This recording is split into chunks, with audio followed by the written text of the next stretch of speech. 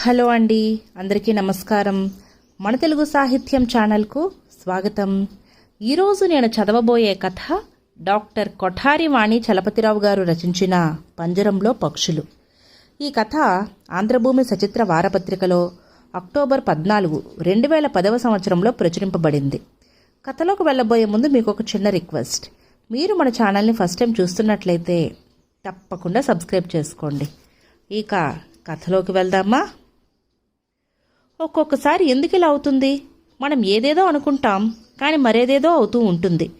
ఎన్నో ఆశిస్తాం, కానీ అందులో కొన్నైనా నెరవేరకపోగా ఊహించని విధంగా సీన్ మొత్తం రివర్స్ అవుతుంది. దేవిక మనసు నిండా ఈ మధ్య ఇవే ఆలోచనలు.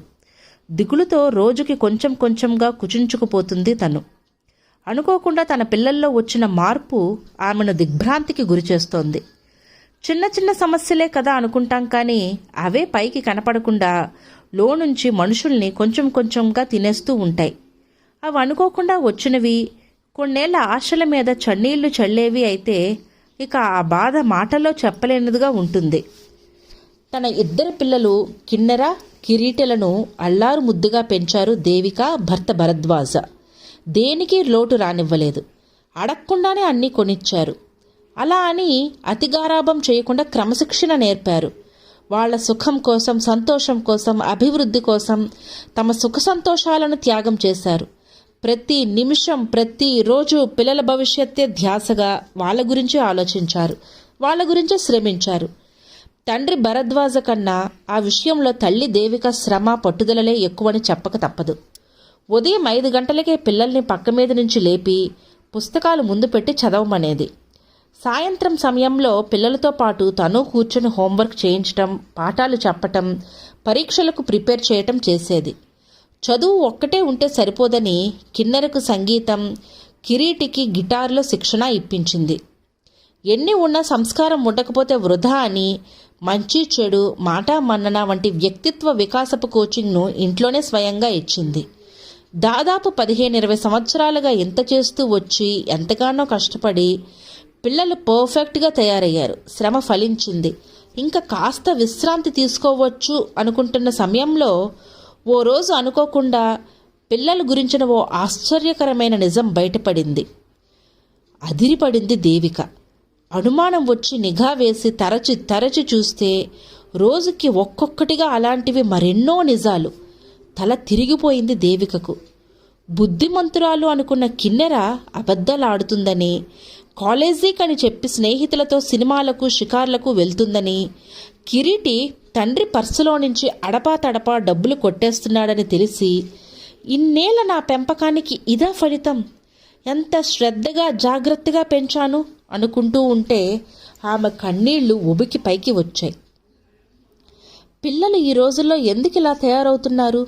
తల్లిదండ్రులు ఎంత మంచిగా పెంచినా బయట వ్యవస్థ ప్రభావం వాళ్ల మీద పడి పాడైపోతున్నారని, పక్కదోవల పడుతున్నారని తెలిసి స్వయంగా అలాంటి వాళ్ళని చూసి తన పిల్లల విషయంలో అలా జరగకుండా తగిన జాగ్రత్తలు తీసుకుంది. ఇంట్లో టీవీ పెట్టడం మానేసింది. సెల్ ఫోన్లు కొనివ్వలేదు. పిల్లల్ని ఇల్లు, కాలేజు తప్ప బయట ఎక్కువగా తిరగకుండా కంట్రోల్లో ఉంచింది. ఆడపిల్ల డ్రెస్సింగ్ విషయంలో, సంస్కృతి సంప్రదాయాలను పాటించటం విషయంలో, భవిష్యత్తును బుగ్గు చేసే అపరిపక్వ ప్రేమలు, ఆవేశాలతో కూడిన అనర్థాలకు ముందుగానే చెక్ చెప్పడం కోసం కిన్నెరకు ప్రతిరోజు ఎన్ని నీతులు చెప్పింది, ఎంతగా హితబోధ చేసింది. అరటిపండు ఒలిచి చేతిలో పెట్టినట్లుగా లోకరీతిని చెప్పింది. కిరీటి విషయంలో మాత్రం తక్కువ చేసిందా తను? నూనెగు మీసాలైన రాకముందే సిగరెట్లకు, తాగుడుకు అలవాటు పడుతున్న కుర్రకారుని చూసి తన కొడుకు ఇలాగే తయారవుతాడనే భయంతో వాడి కదలికలను, చర్యలను ఎప్పటికప్పుడు నియంత్రిస్తూ వచ్చింది. అయినా ఎందుకు ఇలా జరుగుతుంది? డబ్బుతో వాడికి అంతగా ఏం అవసరాలున్నాయని ఇంట్లో డబ్బులు కొట్టేస్తున్నాడు. చిచ్చి, వీళ్ళు నా పిల్లలని చెప్పుకోవటానికే సిగ్గుగా ఉంది. ఇంటి పరువు తీస్తున్నారు. ఎవరికైనా తెలిస్తే ఎంత సిగ్గుచేటు అని దేవిక మనస్తాపం చెందుతూ ఉండగా కాలింగ్ బెల్ శబ్దమయ్యింది. తలుపు తీస్తే ఎదురుగా చెల్లెలు గీతిక. నువ్వా? రారా అంది దేవిక సంభ్రమాశ్చర్యాలతో. మనసు బాగోలేని సమయంలో తలవని తలంపుగా దొరికిన ఆ తోబుట్టువు తోడు మనసును తేలికపరిచినట్లయింది. అంతా బాగున్నప్పుడు ఒంటరిగానే అయినా హాయిగా బ్రతికేయవచ్చేమో కానీ చికాకుల్లో సమస్యల్లో మాత్రం అది సాధ్యం కాదు. తన బాధను పంచుకోవటానికి, పరిష్కారం చెప్పటానికి మరో మనిషి తోడు ఉంటే బాగని అనిపిస్తుంది. అందుకే చెల్లెలి గీతిక కనిపించగానే దేవికకు పోతున్న ప్రాణం తిరిగి వచ్చి శరీరంలో ప్రవేశించినట్లయింది. ఏం చేస్తున్నావక్క?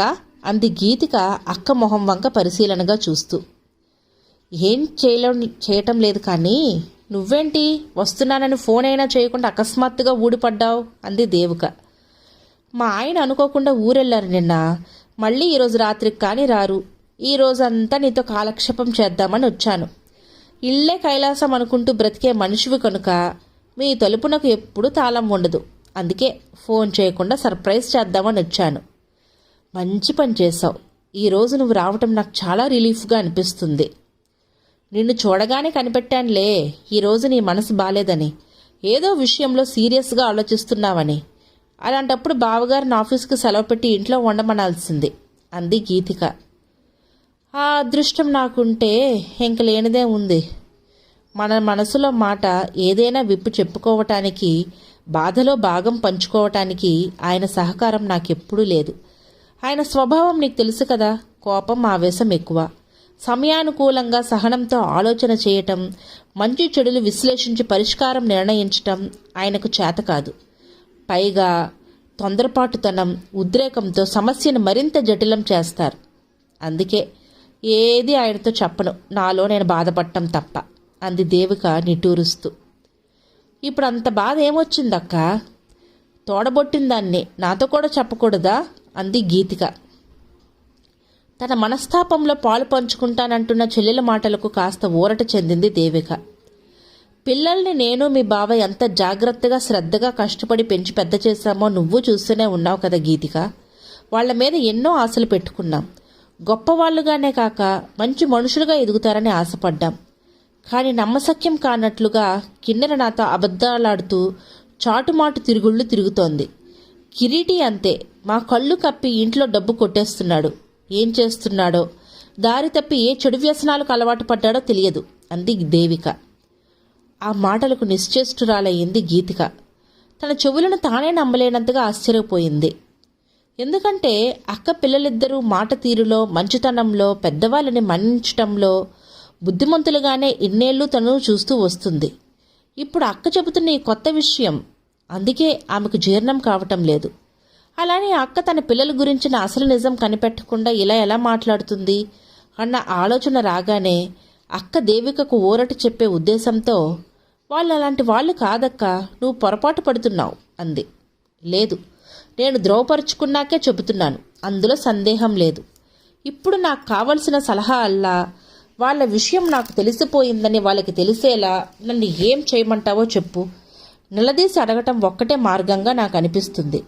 అప్పుడైనా సిగ్గుతో తల వంచుకొని తప్పు ఒప్పుకొని ఈ దురలవాటు మానుకునే ప్రయత్నం చేస్తారేమో అంది దేవిక ఆగ్రహావేశాలతో. అలా వద్దు అంది గీతిక కంగారు పడుతూ. పిల్లల మనసులు గాజుపాత్రలు లాంటివి. జాగ్రత్తగా హ్యాండిల్ చేయకపోతే చెయ్యి జారి కింద పడి బద్దలైపోతాయి. అందులోనూ ఈ కాలం పిల్లలు చాలా సెన్సిటివ్. వెనకటి కాలంలో అలా తిట్టి కొట్టి పరుషంగా చెబితే అస్సలు వినకపోగా మరింత మొండికేస్తారు. అమ్మ నాన్న తిట్టారని ఇంట్లో నుంచి పారిపోవటం, ఆత్మహత్యలు చేసుకోవటం ఎన్ని చూడటం లేదు మనం పేపర్లో, టీవీల్లో. మరేం చేయమంటావే నన్ను? నిస్సహాయంగా నిస్సత్తువుగా అంది దేవిక. నువ్వు ఆందోళన పడకు, నేను చెప్తాను కదా. బావగారికి తెలియకుండా నేర్పుగా మనం ఈ సమస్యను పరిష్కరిద్దాం. ఇప్పుడు కొత్త కొత్త సమస్యలు పుడుతూ వస్తున్నట్టు వాటికి పరిష్కార మార్గాలు కూడా కొత్త రకంవే వస్తున్నాయి.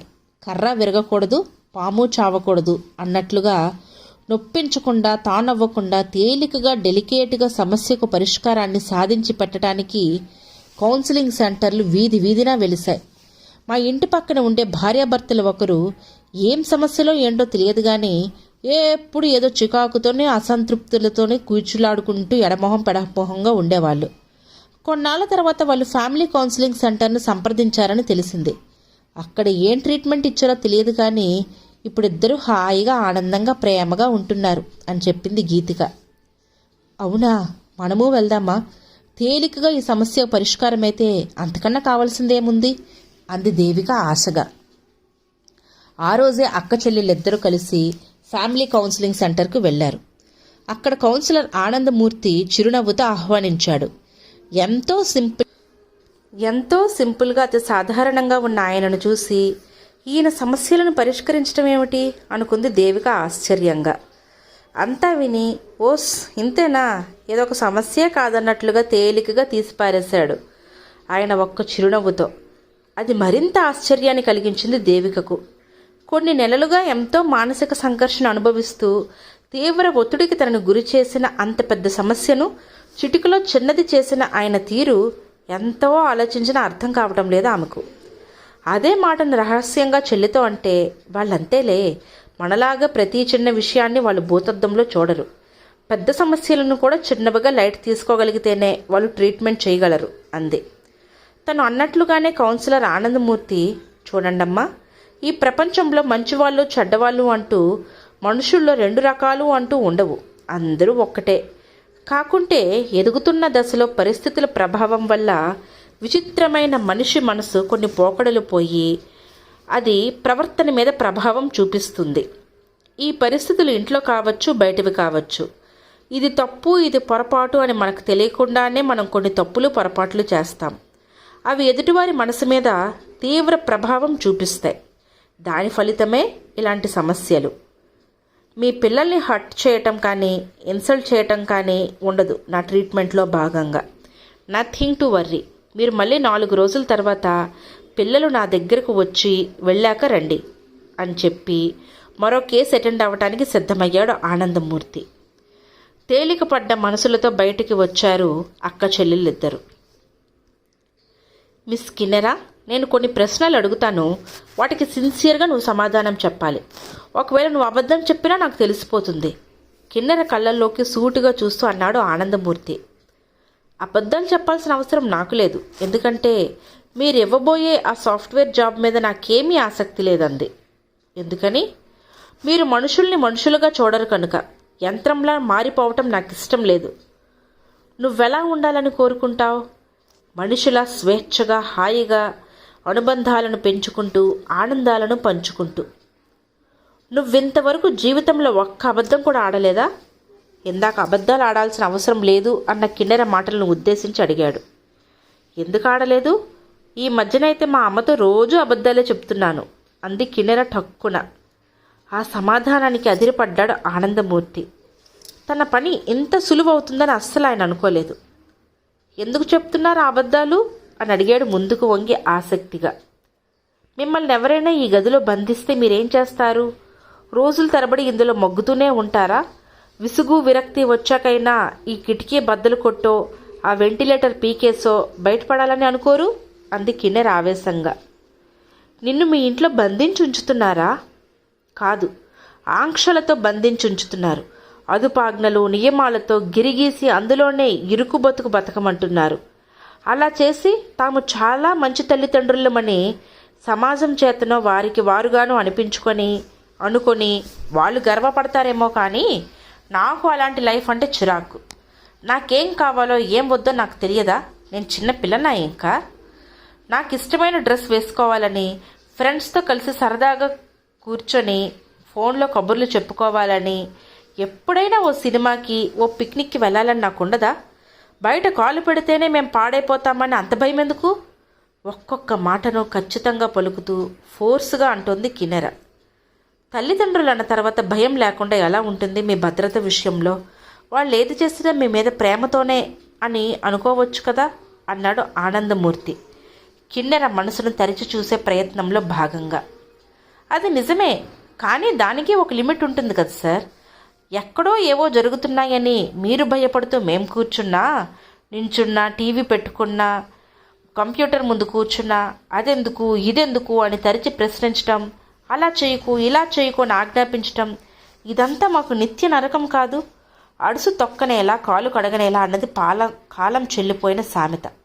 ఎటు చూసినా సమాజంలో బురదే ఉన్నప్పుడు ఎక్కడో ఒకప్పుడు ఎప్పుడో ఒక దగ్గర బురదలో కాలేస్తే మా తప్పు మేము తెలుసుకొని మమ్మల్ని మేము సరిదిద్దుకుంటాం కదా.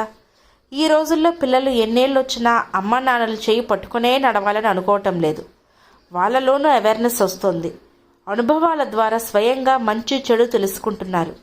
కనుక కాస్తంత స్వేచ్ఛను, ఆట విడుపును, స్వయం నిర్ణయాధికారాన్ని కోరుకుంటే తప్పేంటి అంటూ తడబాటు, బిడియం, మొహమాటం లేకుండా తీక్షణంగా తన మనసులోని మాటని వ్యక్తం చేస్తున్న కిన్నెరను చూసి పేరు పొందిన సైకాలజిస్ట్ అయిన ఆనందమూర్తికే ఒక పాఠం నేర్చుకున్నట్లుగా అనిపించింది. తెలిసిన విషయాలు కూడా ఒక్కోసారి మాట్లాడే వాళ్ళ నేర్పును, నిజాయితీని బట్టి స్పష్టమైన ఆకృతిని సంతరించుకొని మరింత అవగాహనను కలిగిస్తాయి. అందుకే నీ ఫ్రాంక్నెస్ నాకు చాలా నచ్చిందమ్మా అన్నాడు మనస్ఫూర్తిగా మెచ్చుకుంటూ ఆనందమూర్తి. నేనే కాదు సార్, ఈ కాలం పిల్లలందరం ఇలానే మాట్లాడుతున్నారు. ఎందుకంటే వాళ్ళకేం కావాలో వాళ్ళకు స్పష్టమైన అవగాహన ఉంది. అమ్మ కొంగు పట్టుకొని తిరిగే వయసు దాటాక లోకం పోకడ, వాస్తవ సమాజం గురించి తెలుసుకునే అవకాశాలు వాళ్ళకి ఇప్పుడు ఎక్కువ కావటంతో వయసుని మించి వాళ్ళ మెదడు మెచ్యూర్ అవుతోంది. అమ్మ నాన్నలు చెప్పేవి వింటూనే వాళ్ళకేం కావాలో ఏం వద్దో స్వీయ నిర్ణయాలు తీసుకుంటున్నారు.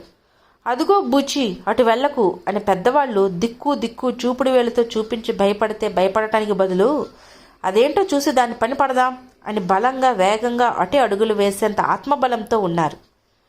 శబాష్. మమ్మల్ని మీరు మెచ్చుకోవాలని ఇవన్నీ చెప్పటం లేదు సార్, అర్థం చేసుకోమని అర్థిస్తున్నాను. ష్యూర్. అవునుగాని కిన్నెరా, ఇంతటి జీవిత విశ్లేషణ కలిగిన నువ్వు నీ ఫీలింగ్స్ని ఎప్పుడు ఎవరితో షేర్ చేసుకుంటావో తెలుసుకోవాలనుంది. బయట ఉన్నప్పుడు నా క్లోజ్ ఫ్రెండ్ భావనతో, ఇంట్లో ఉన్నప్పుడు నాకన్నా 1 సంవత్సరమే చిన్నైన నా తమ్ముడు కిరీటితో. తమ్ముడు కిరీటి ప్రస్తావన రాగానే అలర్ట్ అయ్యాడు ఆనందమూర్తి. తన వలన కావలసిన కార్యం కిన్నెర వల్లనే కాబోతుందన్న ఆలోచన రాగానే, నీ తమ్ముడితో నువ్వు చాలా ఫ్రెండ్లీగా ఉంటావన్నమాట అన్నాడు. ఇంట్లో నాకున్న తోడు వాడొక్కడే కదా. అతను కూడా నీలాగే ఆలోచిస్తాడా? ఈ కాలం పిల్లలు ఎవరైనా అంతే అని చెప్పాను కదా సార్. వాడు మగపిల్లాడు కనుక అమ్మ వాళ్ళు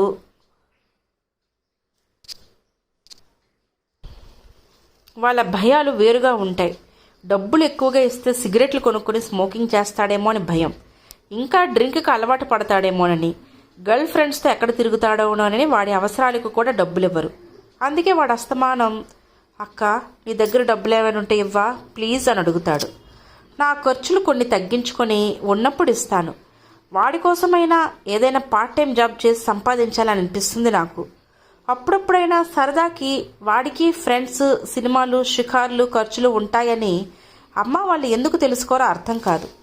వాళ్ళకు తెలిసింది ఒక్కటే, డిసిప్లిన్. అదే జీవన మంత్రం అనుకుంటారు. ఎంత పిల్లలమైనా స్వేచ్ఛ లేని జీవితం మాకు ఊపిరాడనివ్వదని ఈ పెద్దలకు ఎప్పుడు అర్థమవుతుందో అని కిన్నెర అంది. ఆ తర్వాత ఉన్నట్టుండి లేచి, ఇంక నేను వెళ్ళొచ్చా సార్, మీ ఇంటర్వ్యూ అయినట్టేనా అంది. మెచ్చుకోలుగా తన వంక మరోమారు చూసి వెళ్ళొచ్చు అన్నట్లుగా తల ఊపగానే లేచి 4 అడుగులు వేసి మళ్ళీ వెనక్కి తిరిగి, మా అమ్మకు నేను అందించాల్సిన నా ఫీలింగ్స్కి మీరు వారధి కాబోతున్నందుకు చాలా థ్యాంక్స్ సార్.